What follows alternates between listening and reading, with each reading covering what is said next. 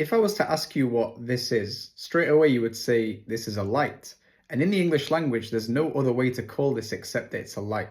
But in the Arabic language, it's way more deep and descriptive, such that objects can have multiple different names and each name carries a different definition.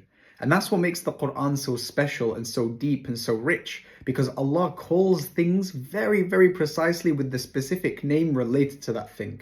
Listen to this example where Allah subhanahu wa ta'ala, He says, هُوَ الَّذِي جَعَلَ الشَّمْسَ ضِيَاءً وَالْقَمَرَ نُورًا. That Allah has placed in the sky the sun, which is a diya, a name for light, and the moon, which is a nur, which is another name for light.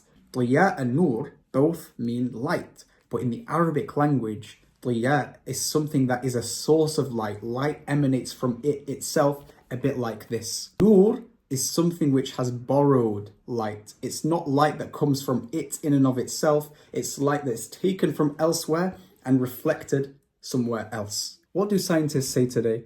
That the sun is the source of light, and the moon, when the night comes, takes that light and reflects it on earth to brighten up the night sky.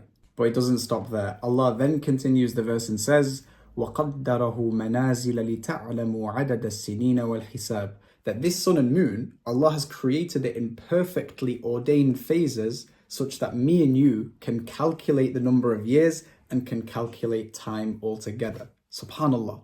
Is it not the case that everything we know about time is because of the movement of the celestial bodies up there, i.e. the sun and the moon? How could this have all been known 1,400 years ago? As Allah says when He continues the verse, وَمَا خَلَقَ اللَّهُ ذَلِكَ إِلَّا بِالْحَقِّ. Allah did not create these things and told you these things except for a purpose. يُفَصِّلُ الْآيَاتِ لِقَوْمِ يَعْلَمُونَ. He makes the signs clear for people of knowledge.